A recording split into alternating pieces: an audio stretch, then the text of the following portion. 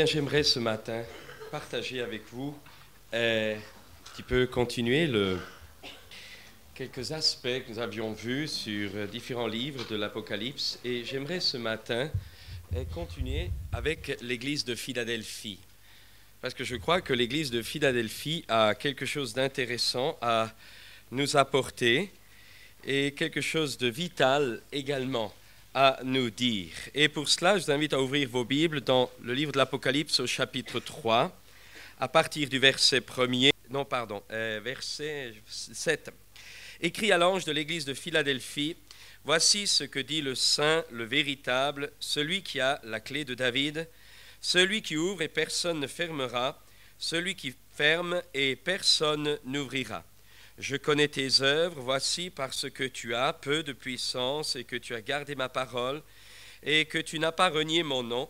J'ai mis devant toi une porte ouverte que personne ne peut fermer. Voici, je te donne de ceux de la synagogue de Satan qui se disent juifs et ne le sont pas, mais qui mentent. Voici, je les ferai venir se prosterner à tes pieds et connaître que je t'ai aimé. Parce que tu as gardé la parole de la persévérance en moi, je te garderai aussi à l'heure de la tentation qui va venir sur le monde entier pour éprouver les habitants de la terre. Je viens bientôt, retiens ce que tu as, afin que personne ne prenne ta couronne. Celui qui vaincra, je ferai de lui une colonne dans le temple de mon Dieu, et il n'en sortira plus. J'écrirai sur lui le nom de mon Dieu et le nom de la ville de mon Dieu, de la nouvelle Jérusalem qui descend du ciel d'auprès de mon Dieu, et mon nom nouveau.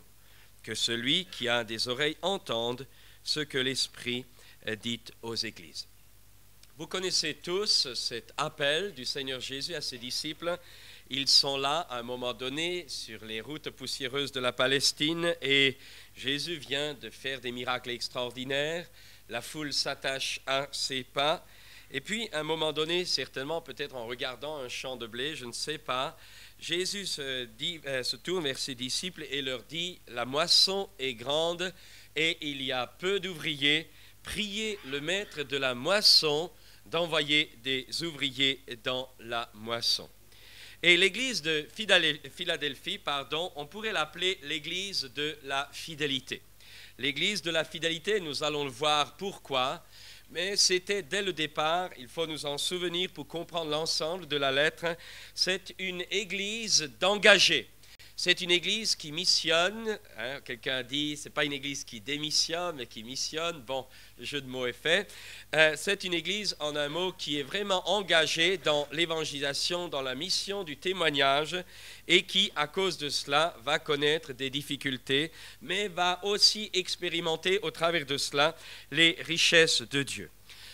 L'église de Philadelphie, d'où vient-elle? Eh bien, cette petite ville, elle vient d'une ville qui s'appelle donc Philadelphie, qui a été construite en 189 à peu près avant Jésus-Christ, tout simplement le résultat d'une paix, d'une trêve qui avait été conclue entre le roi de Pergame et de Lydie, deux rois qui étaient en guerre constante et qui à un moment donné ont fait alliance et comme témoignage, comme sceau de leur alliance, on construit cette petite ville de Philadelphie qui veut dire amour fraternel. C'est la base de cela. Cette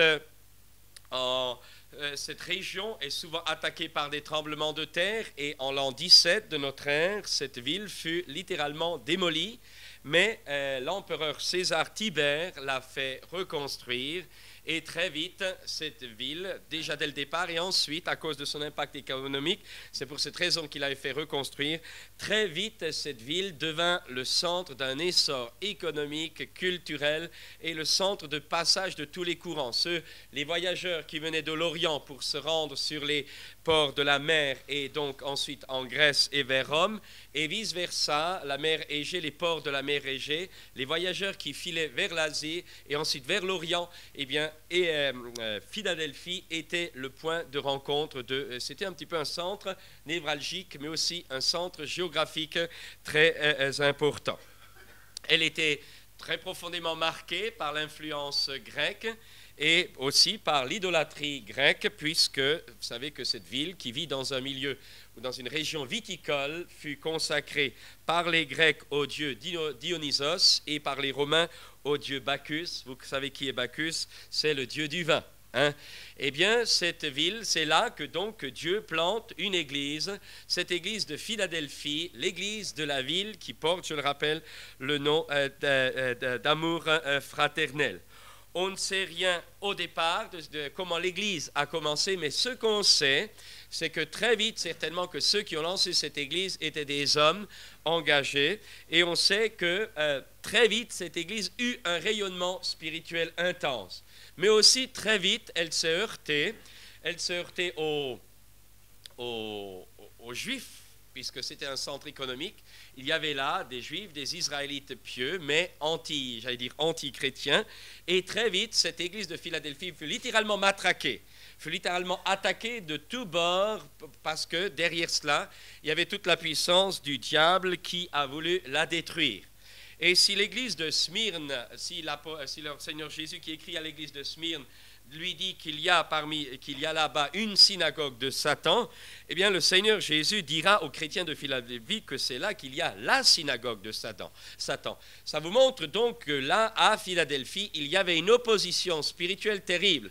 La synagogue de Satan, donc une séduction spirituelle religieuse.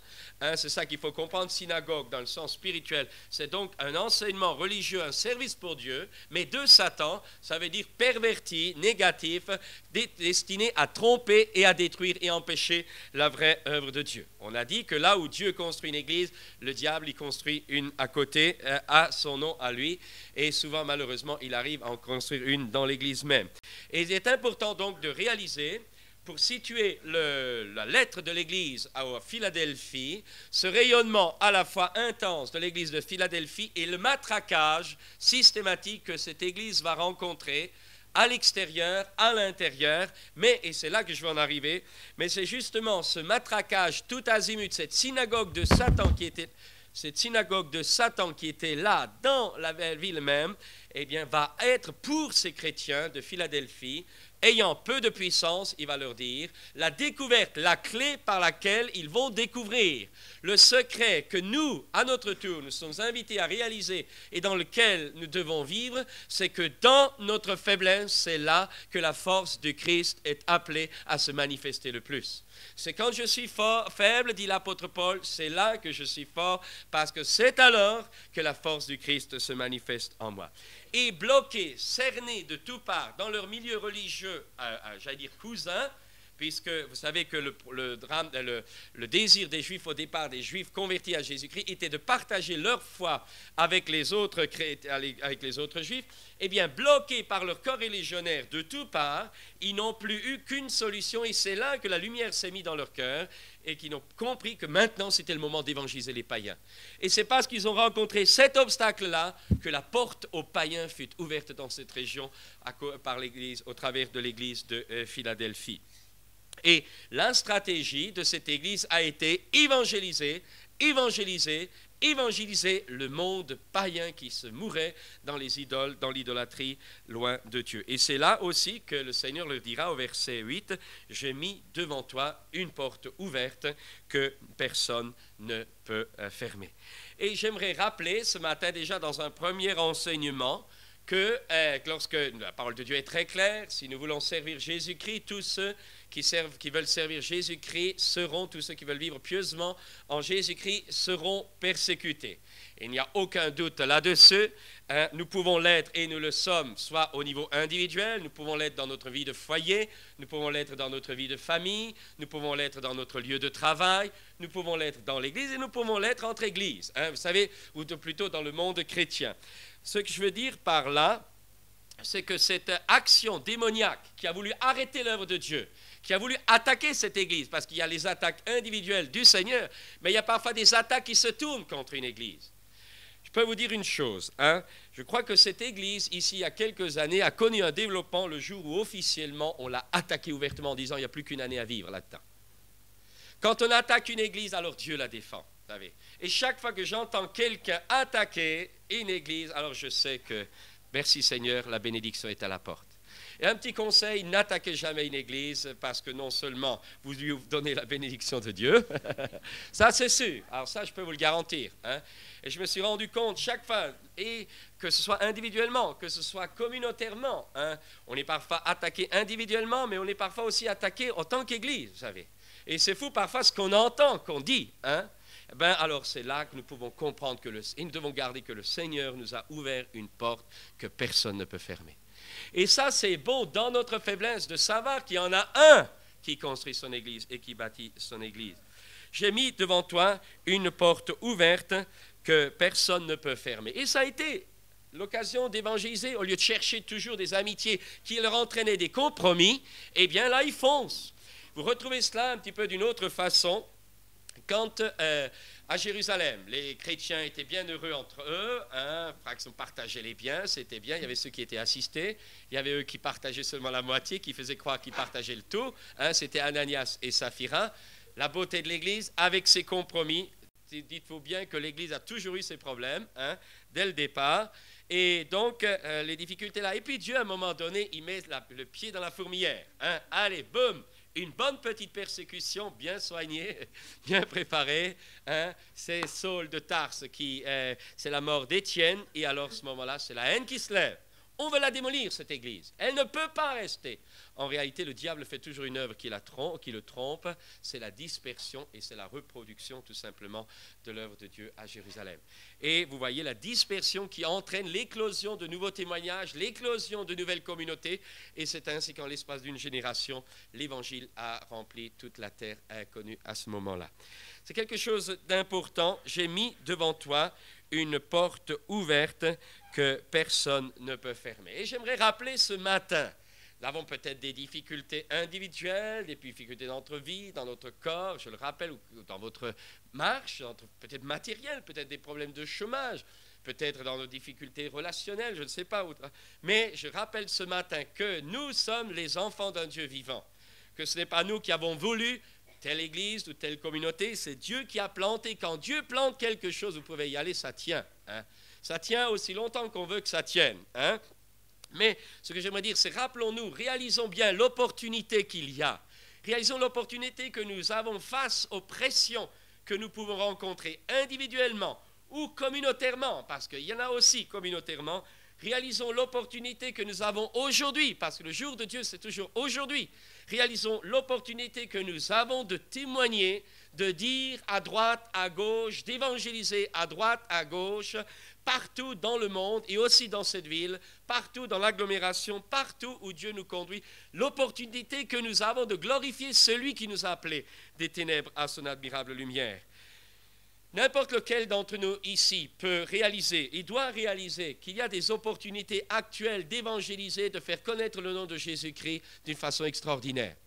Je réfléchissais l'autre jour, je disais, c'est pas vrai, j'allais faire une visite et puis j'ai vu une radio là sur la table. J'ai ouvert, il y avait Radio Certitude. Je me dis, mais alors, vous savez, c'est toujours un peu long à comprendre moi, mais je dis, mais c'est pas vrai, c'est vrai. C'est vrai que dans n'importe quel foyer, on peut dire à quelqu'un, tourne ton bouton et tu entends l'évangile. Mais est-ce que vous vous rendez compte cette richesse que cela présente?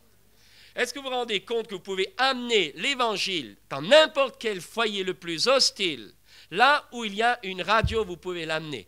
Est-ce que vous vous rendez compte qu'il y a des chrétiens qui sont comme soporifiés, qui ne se rendent pas compte, qui sont là, ils vivent, alors qu'il y a tellement d'opportunités actuelles de témoigner en tout temps, en contre-temps. Et s'il n'y a pas de résultats ici, s'il y a des blocages là, s'il y a des oppositions ici ou ailleurs, il y a une porte ouverte que Dieu a placée devant nous et que nul ne peut fermer. Il n'y a que le Seigneur qui la ferme, cette porte-là.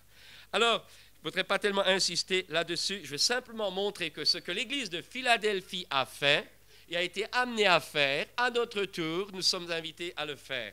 Non pas individuellement seulement, mais communautairement, ensemble, dans cet élan, dans cet impact. Deux sont plus forts qu'un. Et une communauté solide a un impact, une puissance, une efficacité, une diversité, une complémentarité et une autorité qu'un individu seul n'a pas. C'est pour cette raison que le diable toujours veut détruire. C'est pour cette raison que le diable toujours veut diviser. C'est pour cette raison que le diable toujours veut séparer. C'est pour cette raison aussi que le Seigneur a fait cette promesse que là où deux s'accordent, eh bien, quoi que ce soit qu'ils demandent, elle leur sera accordée. Alors voyons ce matin, si vous voulez, les 4 secrets de la victoire de l'église de Philadelphie. Le premier secret, vous le trouvez au verset 8. « Je connais tes œuvres parce que tu as gardé peu de puissance et que tu as gardé ma parole et que tu n'as pas renié mon nom. J'ai mis devant toi une porte ouverte que personne ne peut fermer parce que tu as gardé ma parole. » Ce passage simplement résume l'expérience de l'église de Philadelphie. Elle sentait toute sa faiblesse. Elle n'avait pas de richesse, vous savez. Ah, vous savez, parfois, il y a des gens qui disent « Ah, tel mouvement. » Ah, c'est vrai. Alors, on veut tous conférer une grosse fédération. L'autre jour, on nous a invités à la radio qu'on rentre dans une grosse fédération qui va rentrer dans une plus grosse fédération encore pour rentrer dans une plus grosse fédération. Au moins, comme ça, on est sûr. On veut toujours être sûr. Malheur à l'homme qui se confie dans l'homme. Avec des textes de la Bible, on les oublie souvent. Et sauf une direction de Dieu, nous ne devons pas chercher notre secours et notre sûreté dans les hommes. Notre secours, notre sûreté dans la main de Dieu. Et quand on prend les hommes pour aide, la main de Dieu nous est enlevée. Et pourquoi y a-t-il tant de vies qui n'ont plus l'assistance surnaturelle du Saint-Esprit? Parce qu'ils cherchent auprès des hommes et ils remplacent les hommes par Dieu.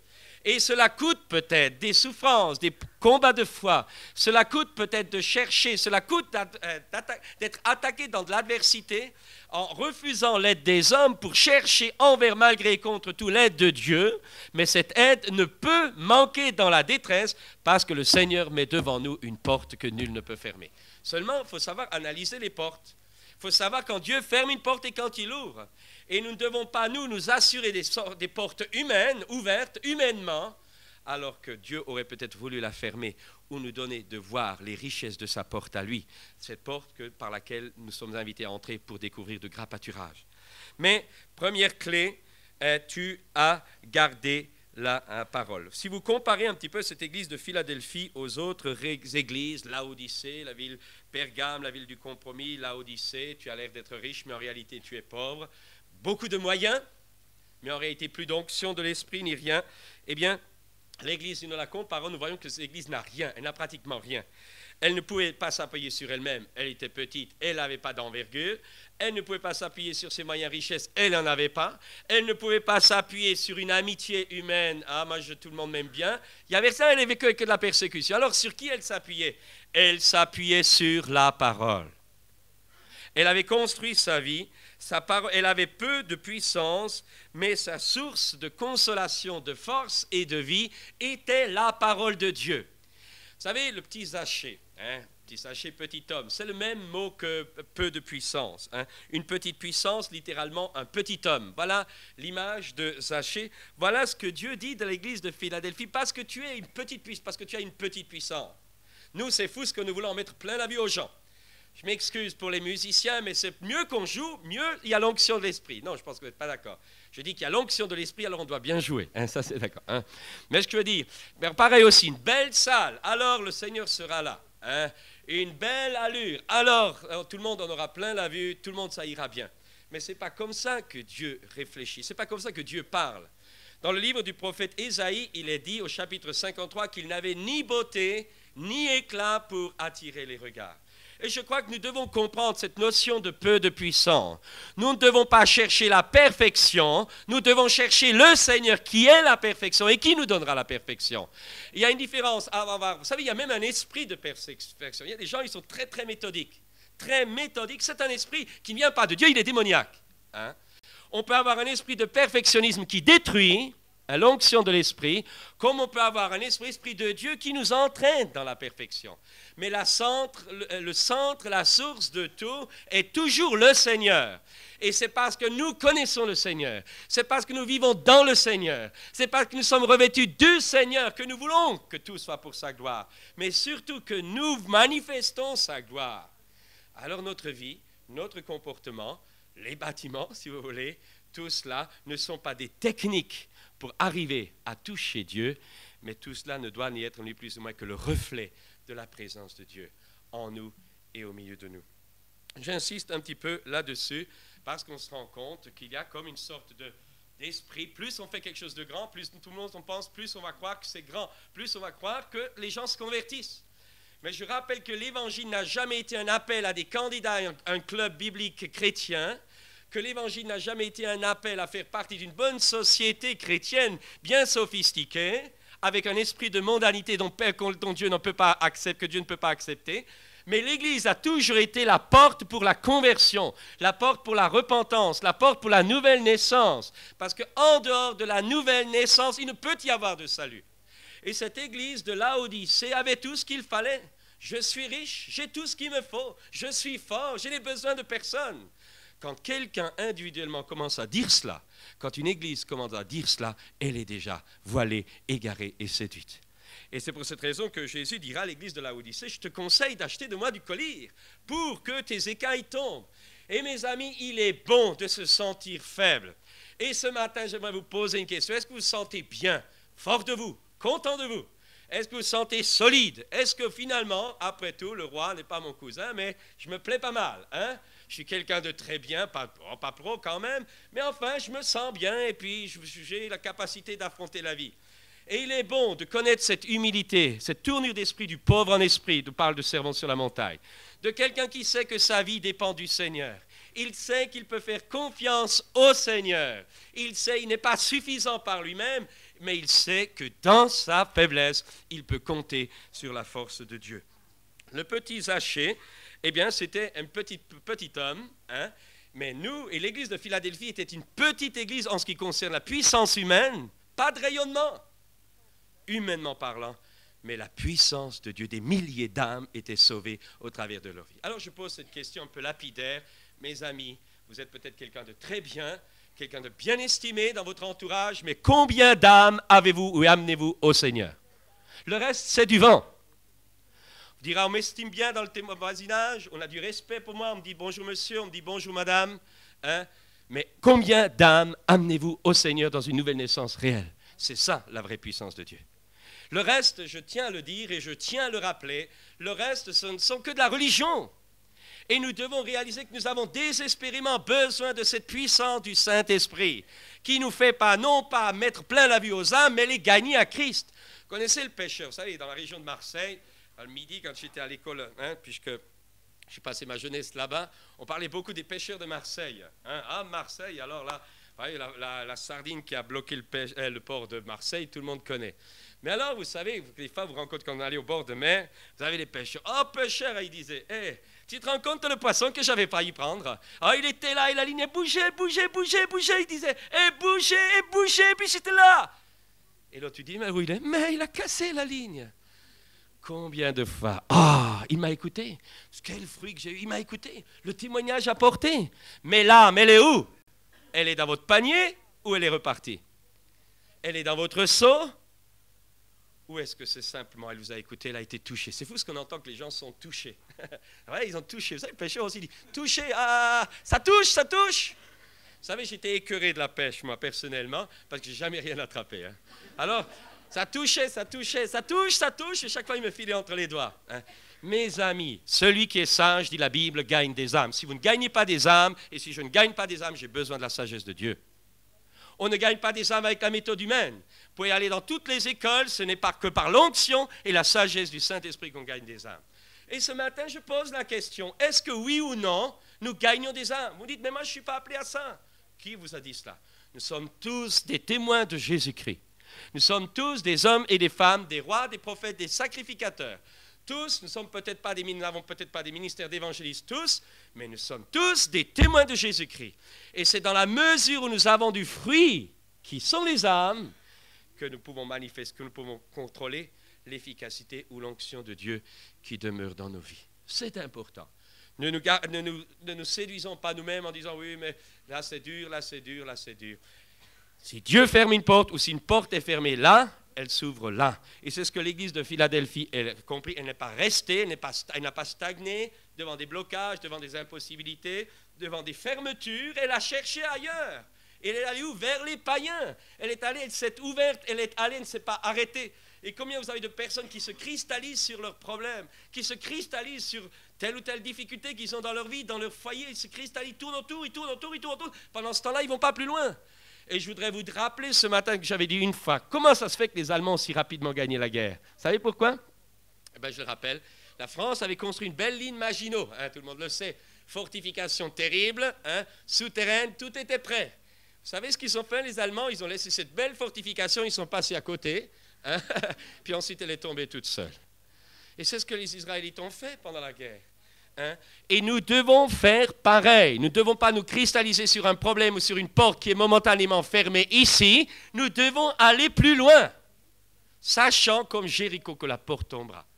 Il y a des choses que nous ne devons pas laisser, mais il y en a d'autres que nous devons attendre l'heure de Dieu, mais surtout pas nous laisser arrêter dans notre marche chrétienne par les difficultés que nous pouvons rencontrer. Mais je termine par là, en ce qui concerne le secret de la parole de Dieu. Nous vivons un siècle de compromis, il faut le reconnaître honnêtement. Hein. Tout le monde essaye d'adapter les choses à la convenance la meilleure.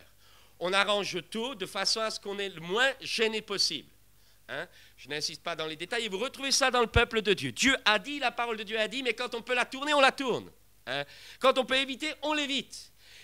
Nous vivons un monde de compromis. Nous le vivons tant dans le monde que nous pouvons aussi le voir dans l'Église. Hein, c'est réel, il n'y a qu'à voir un peu à droite, à gauche. Les gens pensent que ça marche quand même. Mais si réellement vous savez, si réellement vous connaissez Dieu, vous savez que l'onction du Saint-Esprit ne peut pas reposer sur vous si vous désobéissez à Dieu. Ce n'est pas possible. Parce que Dieu dit que celui qui l'aime garde ses commandements. Et si nous gardons ses commandements, alors il vient à nous. Et combien vous avez de gens qui pensent, qui ont réduit Dieu à une image, un Dieu un peu amour, on ne sait pas trop quel amour, hein, qui laisse tout faire, qui laisse tout passer, qui ne voit rien, alors que la parole de Dieu est claire. Dieu demande qu'on lui obéisse. Et Dieu donne le Saint-Esprit à ceux qui lui obéissent. Et à quoi voulez-vous obéir? À tel courant? Non. À la parole.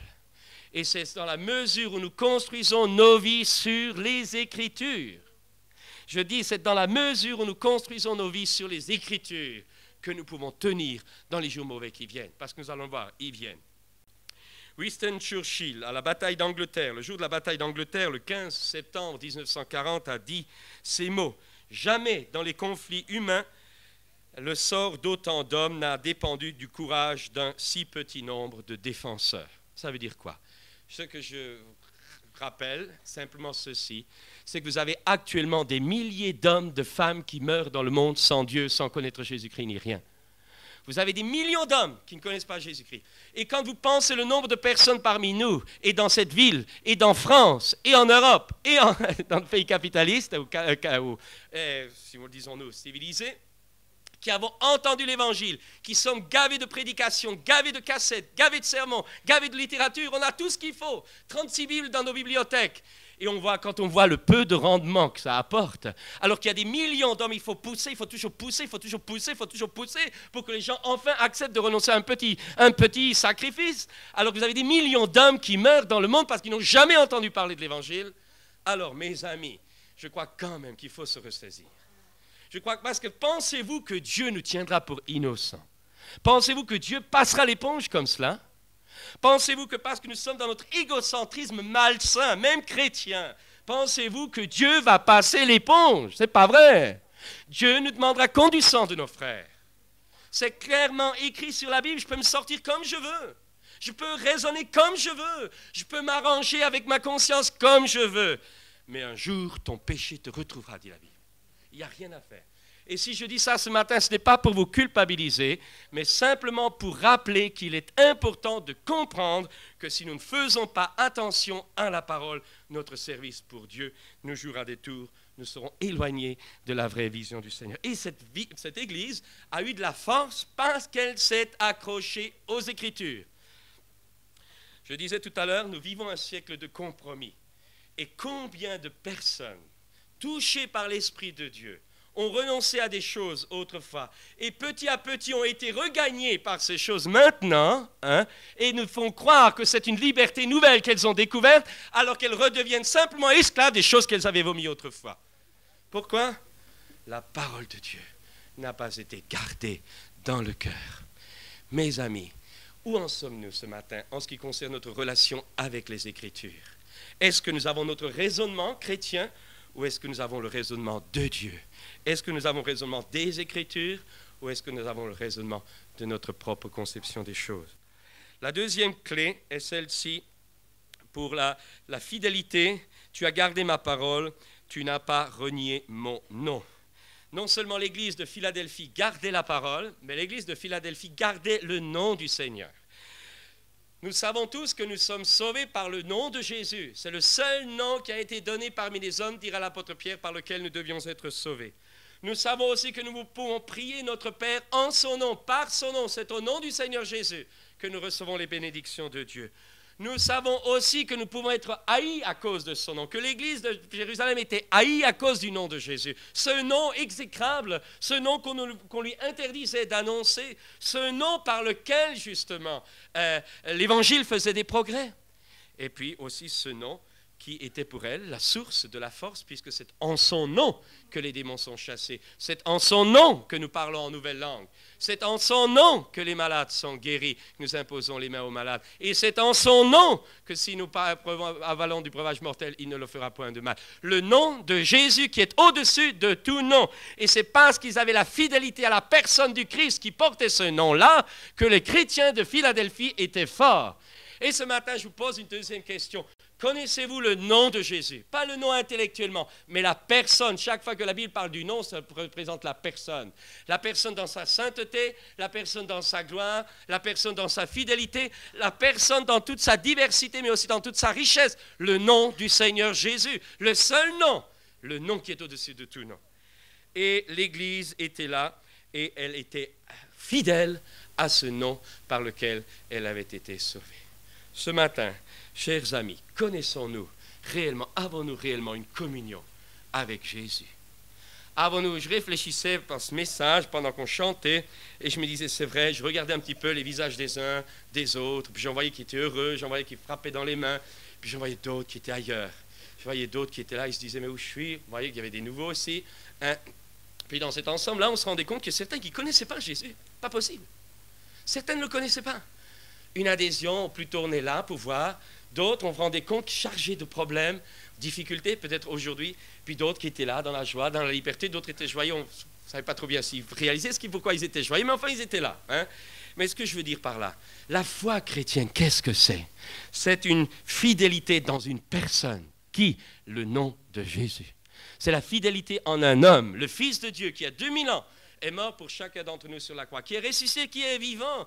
Et cette Église, et si vous voulez, vous et moi, en tant que chrétiens, nous sommes valables. C'est-à-dire, nous ne pouvons tenir, nous pouvons être forts, nous pouvons être efficaces que dans la mesure où nous sommes fidèles au Seigneur. Fidèles dans ce qu'il est, dans sa sainteté, dans sa pureté, dans sa marche, dans sa façon de marcher, mais fidèles aussi dans sa façon de raisonner et d'agir. Vous savez, toutes les églises, prenez le livre de l'Apocalypse, qui est, je le rappelle, les lettres aux églises sont un petit peu une radiographie des problèmes que l'église de Jésus-Christ rencontre dans les âges.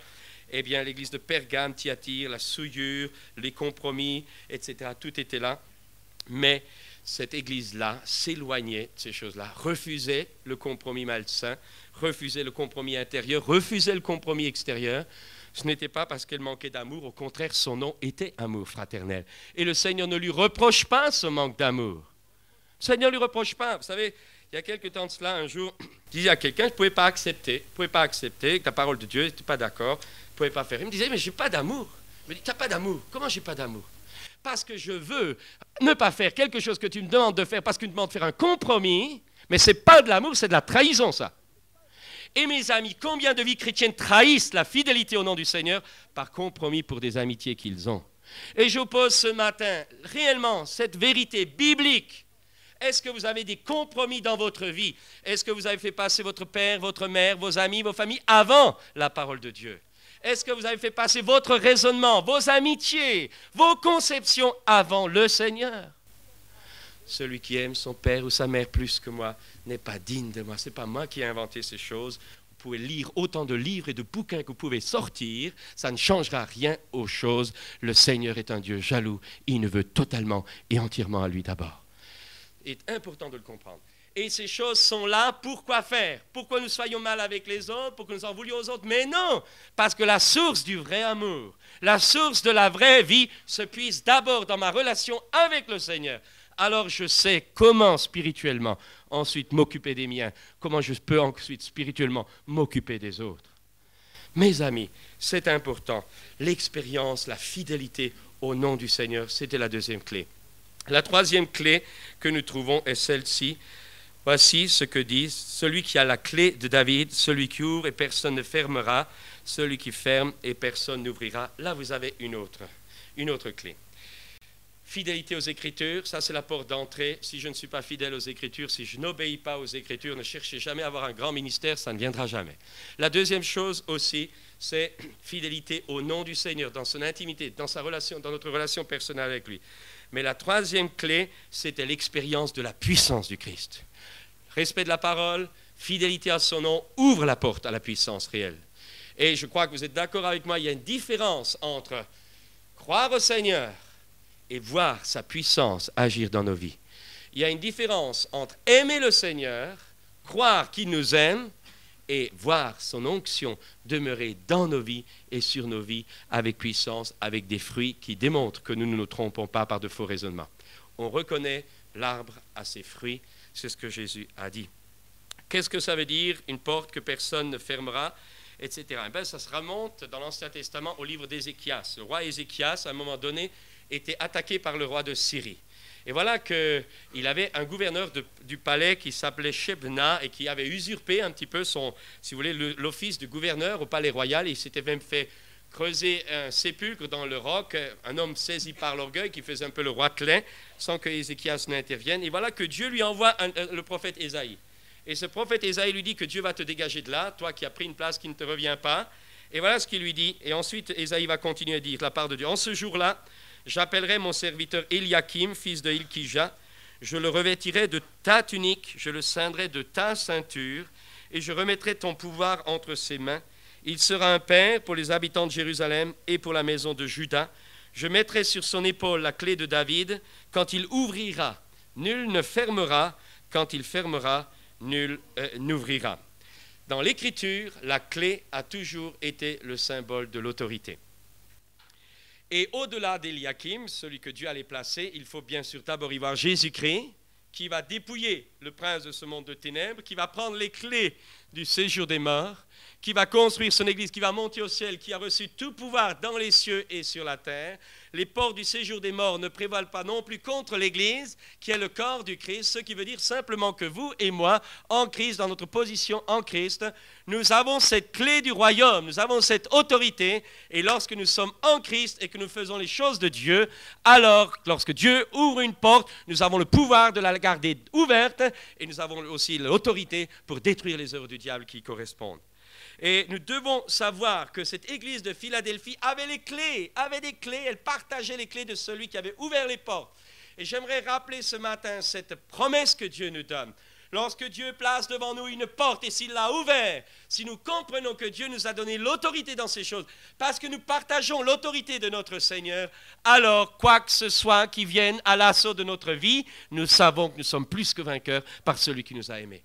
Nous avons l'autorité sur les choses de la vie. Le royaume de Dieu habite en nous, Christ en nous, la réalité de sa puissance au travers de notre faiblesse. Ce sont des choses réelles, ce sont des choses pour vous, ce sont des choses pour moi, ce sont des choses pour notre foyer, ce sont des choses pour notre famille, ce sont des choses pour notre Église, et c'est une chose pour le corps de Christ dans l'ensemble. Nous devons réaliser que lorsque le Seigneur ouvre une porte, nul ne peut la fermer. Si nous vivons en relation avec le Seigneur, il nous donne sa puissance. Il nous donne de partager son autorité et sa force. Et puis la quatrième clé, eh bien, c'était, si vous voulez, leur conviction en ce qui concerne la position en Christ, c'est-à-dire non plus dans le domaine de la puissance, assis en Christ dans les lieux célestes, mais dans la position de la vie de chaque jour. Où je suis chrétien et je me comporte comme un chrétien, ou je suis un homme du monde et je me comporte comme un homme du monde. Or, je le dis, quitte encore à enfoncer des portes ouvertes, mais on a parfois l'impression que pour gagner le monde, il faut se mondaniser. Quand on écoute certains, il faut s'habiller comme le monde, il faut se faire comme le monde, il ne faut surtout pas effaroucher le monde, parce que si on l'effarouche, il ne va pas se convertir. Alors faisons comme lui, alors on va l'amener à l'église. Vous l'amenez à l'église, mais il repart par la porte après. Mais si le Seigneur ne nous a jamais demandé d'être comme le monde, il a dit que celui qui a l'amour du monde est ennemi contre Dieu. L'amour du monde est inimitié contre Dieu. Et je voudrais rappeler ce matin que être en Christ, c'est avoir le courage de ne pas être dans le monde. C'est avoir le courage d'avoir un autre esprit. Il y a tellement de gens qui se mondanisent dans l'Église qu'il n'y a pas une raison qu'il faut qu'on cède, nous. Si les gens veulent démolir la parole de Dieu, si les gens veulent vivre une vie médiocre, chrétienne médiocre, laissez-les faire. Mais la parole de Dieu, elle ne change pas. Le Seigneur nous demande de sortir du monde et de ne pas nous laisser gagner par l'esprit du monde. Ça n'a jamais changé, l'évangile n'a jamais changé. Et vous pouvez encore la lire, toute une littérature, ça ne changera rien à la vérité. L'esprit du monde est inimitié contre l'esprit de Dieu. Vous pouvez changer tout ce que vous pouvez dire, mais ça, ce n'est pas l'esprit du monde. Alors, comment en être d'accord? Reprenons les Écritures. Que dit la parole? Prenons la parole. Ayons le courage de prendre la parole. Ayons le courage de vérifier tout ce que nous faisons, tout ce que nous pensons, la façon dont nous agissons avec l'étalon sûr qui est la parole de Dieu. Pas ce que vous dit tel prédicateur, pas ce que vous dit telle sœur bien-aimée dans le Seigneur, pas ce que vous dit tel groupement, pas ce qu'on vous dit ici ou là, mais à la parole. C'est elle seule qui est l'épée de l'esprit. Et nous devons avoir le courage d'y revenir. Chers amis, alors si j'en arrive là, la position en Christ, c'est avoir le courage de se séparer. C'est avoir le courage de dire non là où la majorité dit oui. C'est avoir le courage de dire non là je stoppe, je ne cède pas. C'est ce genre d'hommes et de femmes que Dieu cherche. C'est ce genre d'hommes et de femmes que Dieu peut envoyer au loin. C'est ce genre d'hommes et de femmes qui construisent des églises. C'est ce genre d'hommes et de femmes qui sauvent réellement des âmes. Mes amis, ce matin, pour travers tout cela, je vais terminer par un appel. Je vous le dis honnêtement. Un appel à réellement avoir le courage de ne pas être comme tout le monde. On n'a pas besoin d'être comme les courants d'une assemblée à côté mais prononçons pas le mot assemblée, semblable à des chrétiens d'ailleurs. Ce n'est pas ça qui compte. Je n'ai pas ressemblé à des chrétiens, j'ai à ressembler au Seigneur. J'ai à ressembler à lui, c'est lui mon modèle, c'est lui mon exemple, c'est lui que j'aime, c'est lui que je sers, c'est en me rendant conforme à lui que je me donne à lui. C'est dans la mesure où je le mange, où je le bois, où je me rassasie, où je le dévore. C'est dans la mesure où je l'aime que lui peut se libérer au travers de ma vie. Mes amis, ce matin, je voudrais le dire parce que des fois on rencontre, parfois quand on discute avec des jeunes chrétiens, ils disent oui mais celui-là, oui mais celle-là, oui mais ceci. Je dis mais qu'est-ce qu'on t'a appris? À regarder aux hommes ou à regarder au Seigneur? Et je voudrais rappeler ce matin que nous devons regarder au Seigneur. Et Dieu cherche des gens courageux. Dieu cherche des hommes courageux, des femmes courageuses. Dieu cherche des jeunes gens courageux qui ont horreur du compromis, qui savent dire non quand il faut dire non, mais qui aiment le Seigneur et le prochain de tout leur cœur. Ce matin, êtes-vous des hommes et des femmes de compromis ou est-ce que vous êtes de l'esprit de Philadelphie qui sait réellement que Dieu lui a donné une parole pour laquelle des millions d'hommes ont donné leur vie? Dieu a donné son esprit qui est pour nous aider à affronter les difficultés que nous pouvons rencontrer. Une séparation, mais je pourrais encore dire quelque chose de ceci. Voici, je te donne, dit le verset 9, quelques-uns de ceux de la synagogue de Satan qui se disent juifs et ne le sont pas, mais qui mentent. Voici, je les ferai venir se prosterner à tes pieds et reconnaître que je t'ai aimé. Ça veut dire quoi, ça? Vous retrouvez cela encore, par exemple, le prophète Jérémie, lorsque Dieu dit à Jérémie, c'est à eux de revenir à toi, mais ce n'est pas à toi de retourner vers eux. Quand Ésaïe annonçait aussi à Jérusalem que les fils de ses oppresseurs viendraient s'humilier devant elle, se prosterner à ses pieds et reconnaître de l'amour que Dieu avait pour elle. Ce que je veux dire par là, ce n'est pas à nous, et je le dis honnêtement, notre marche chrétienne est une marche sans compromis en ce qui concerne les Écritures et le service pour Dieu. Et si d'autres pensent différemment, ils sont libres, mais ce n'est pas à nous de faire des compromis ici à cause de notre foi chrétienne. Des gens s'opposent à l'œuvre de Dieu. À cause de notre foi, de notre amour pour le Seigneur, il y a des gens qui deviennent hostiles. Ce n'est pas à nous de céder, c'est à eux de se convertir et de se réconcilier avec Dieu. Ce n'est pas parce qu'il y a plein de monde désobéissant dans le monde chrétien qu'il faut que nous le devenions. Et je voudrais rappeler cette parole, même si elle semble sévère pour bien dire.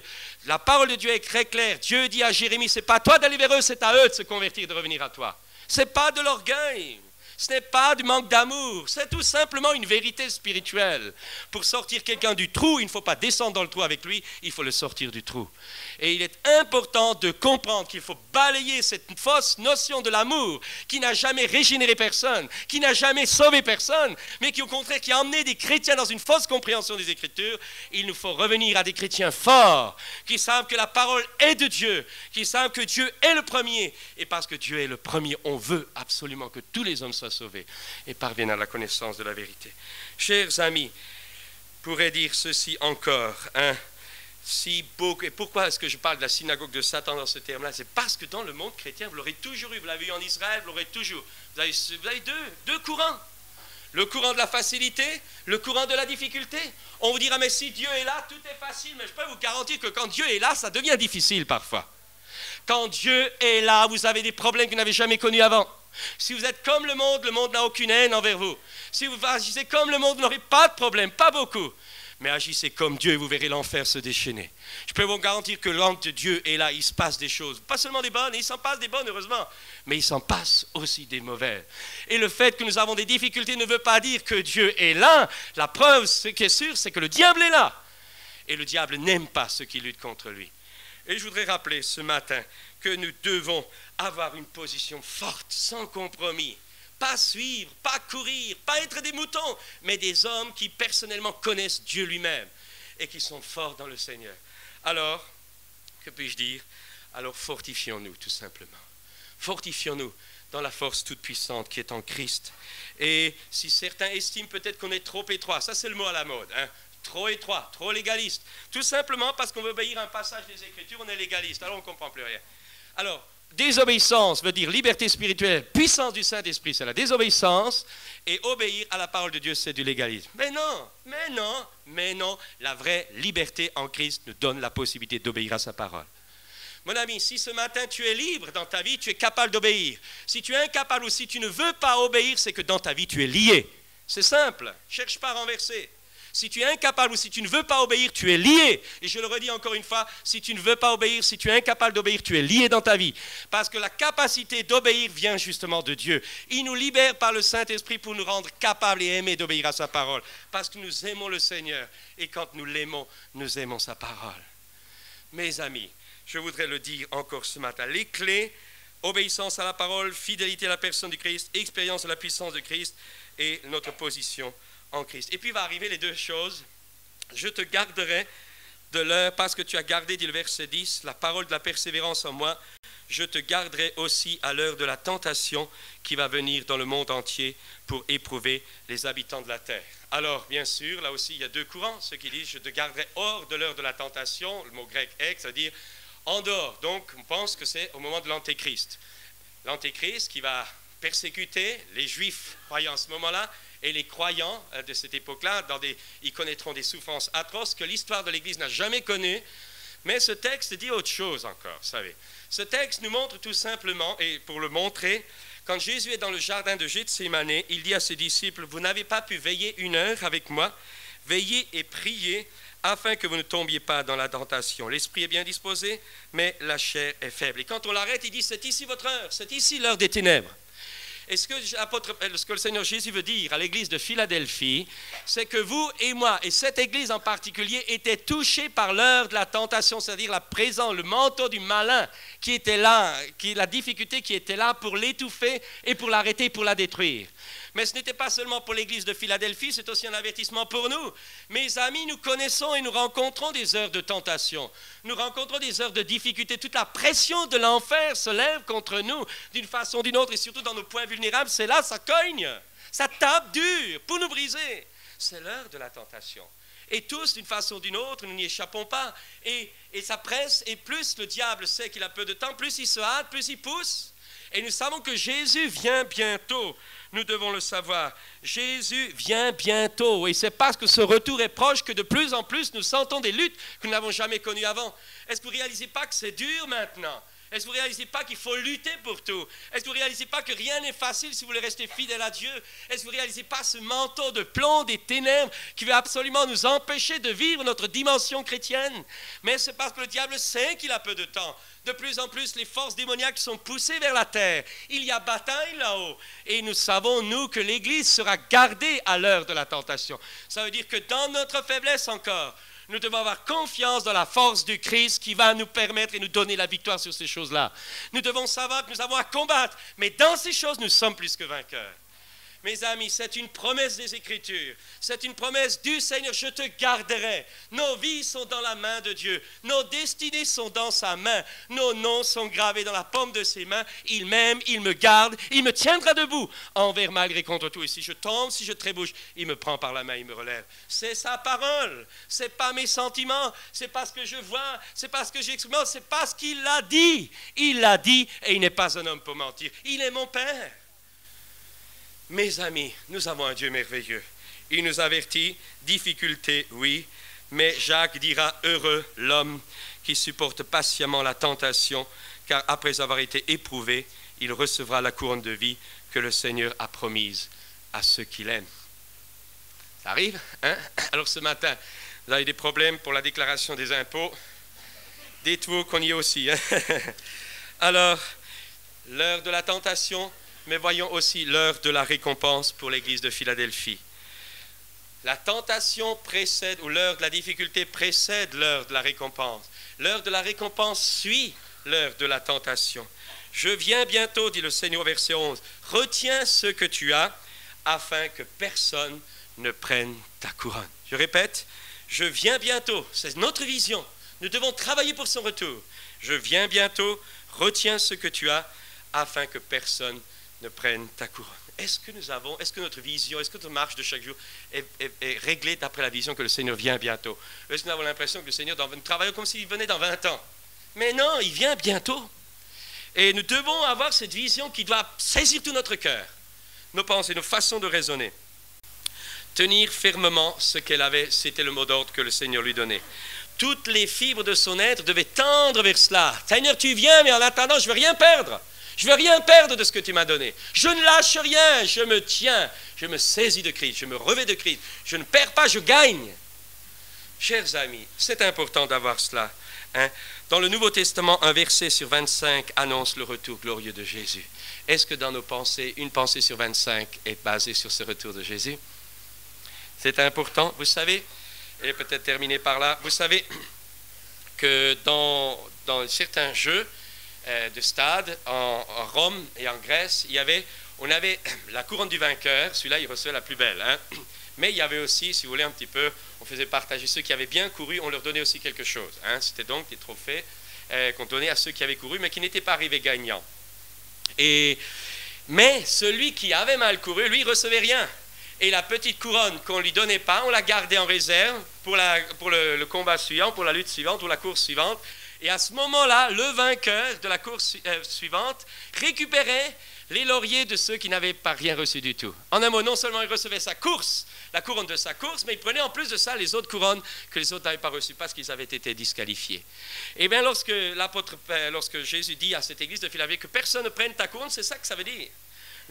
Dieu veut tous nous donner à tous des récompenses. Dieu nous prépare, le Seigneur a dit, je vous prépare une place afin que là où je suis, vous y soyez aussi. Dieu prépare pour nous une place et il y a des récompenses qui nous attendent. Et il y a pour prix de notre service, pour la fidélité de notre cœur. Et nous devons avoir cette vision et ne pas nous laisser prendre notre couronne. Ne nous laissons pas arrêter en cours de route, ne perdons pas ce que nous avons reçu. Gardons-le et au contraire, enrichissons-nous. Et puis vous avez celui qui vaincra, le verset 12, celui qui vaincra, je ferai de lui une colonne dans le temple de mon Dieu et il n'en sortira plus. Regardez une colonne, un pilier, ça tient tout un bâtiment. Hein? Et qu'est-ce que c'est qu'un chrétien mûr? Une femme chrétienne mûre, c'est un homme et une femme qui tient solidement sous toutes les pressions possibles.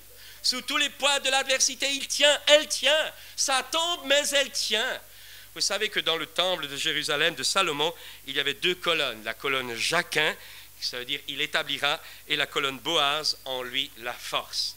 Est-ce que vous réalisez la force que vous et moi nous représentons devant le monde spirituel parce que Dieu fait de nous une colonne que lui a établie et à qui il donne sa force à lui, hein? En lui la force, dans notre Seigneur la force.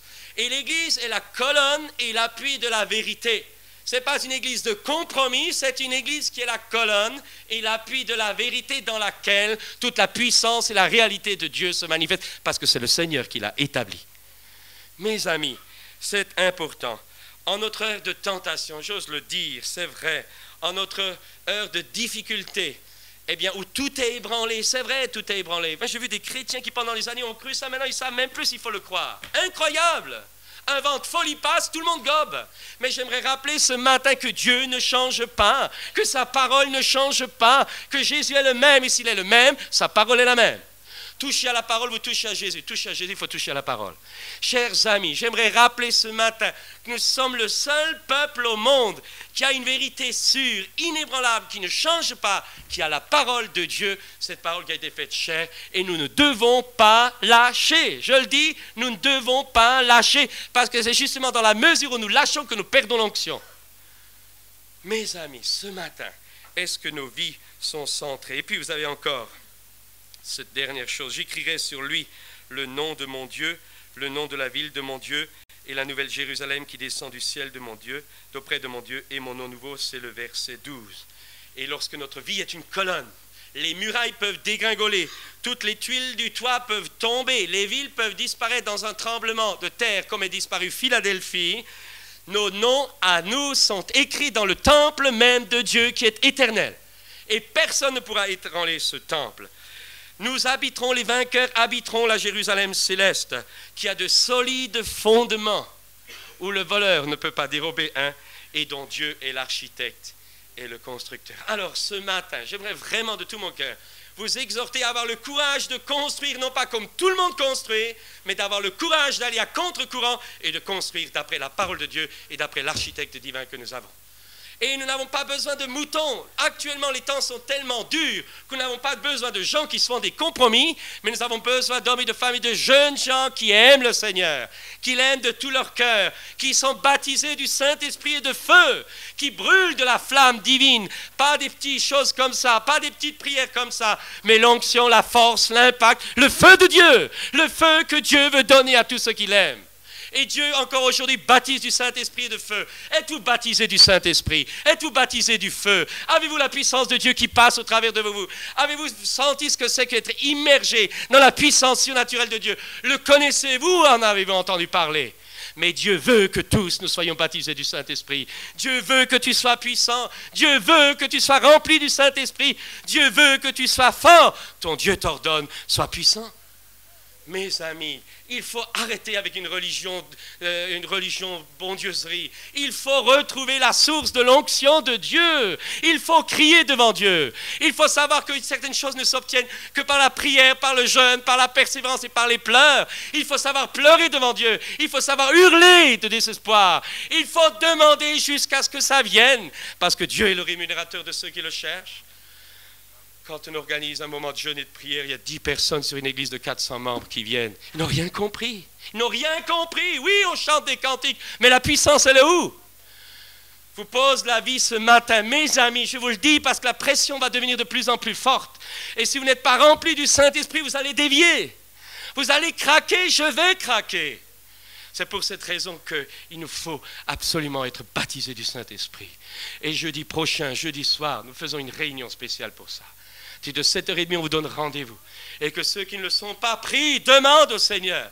Commencez pas simplement à parler quelques paroles en langue en disant maintenant je suis baptisé du Saint-Esprit. Non, un baptême de Saint-Esprit et de feu. Que le feu de Dieu tombe. Que le feu de Dieu tombe sur l'autel de mon cœur. Mes amis, vraiment, je voudrais vraiment le dire. Dieu n'a pas honte d'être appelé leur Dieu, car il leur a préparé une cité. Et ce texte se termine par ces mots, que celui qui a des oreilles entende ce que l'Esprit dit aux églises. Ce matin, franchement, ce matin, sommes-nous prêts à payer le prix? Et je ne fais pas appel à votre émotion. 5 minutes, on se lève, et puis 2 jours après, on recommence, comme si rien n'avait changé. Ce n'est pas ça que Dieu cherche. Mais ce matin, voulez-vous renoncer à certains avantages? Voulez-vous renoncer à certaines choses qui bloquent la vie de l'Esprit? Je le dis honnêtement. Voulez-vous renoncer? Voulez-vous accepter de crucifier là où vous avez besoin de renoncer? Chassez pas des démons là où vous ne voulez pas obéir. C'est simple. On attaque des démons alors que c'est notre propre personne qui a besoin de mourir à elle-même. Et puis d'un autre côté, voulez-vous aussi vous mesurer aux puissances démoniaques et dire ce terrain de ma vie a été gagné par Jésus-Christ. Je ne te permets pas de rester là. Tu quittes ma vie, tu quittes mon corps. Je veux être libre pour servir Christ le Seigneur. Car Christ est ma vie et la mort m'est un gain. Le voulons-nous vraiment? C'est un peu dur, hein? Mais je vous dis de tout mon cœur, je ne le regrette pas. Parce que plus à Dieu que ça marque votre vie, Plût à Dieu que ces quelques paroles, mal dit, tout ce que vous voulez, je reconnais tous les défauts, mais si l'esprit dans lequel je l'ai dit vous touche, saisissez-le. Et que Dieu puisse vous utiliser. Et je le disais là, je crois que c'était à l'autre culte tout à l'heure, je disais, un retour des vacances, allons rassembler tous les étudiants, rassembler aussi tous les chrétiens qui veulent. Et puis on va voir un petit peu. Et ça va être l'action. Et là, il ne faudra plus discuter, il faudra agir. Montrer si oui ou non, on a simplement écouté, comme on écoute un bon conteur d'aventure, ou si on est prêt à mettre notre vie sur l'autel. Que Dieu nous donne d'être clair. Et si ça coûte, ça fait mal. Mais n'oublions pas que dans notre faiblesse, nous pouvons compter sur sa puissance qui nous aidera. Parce qu'il est fidèle, celui qui nous a appelés à la communion de son Fils, Jésus-Christ, notre Seigneur. Amen.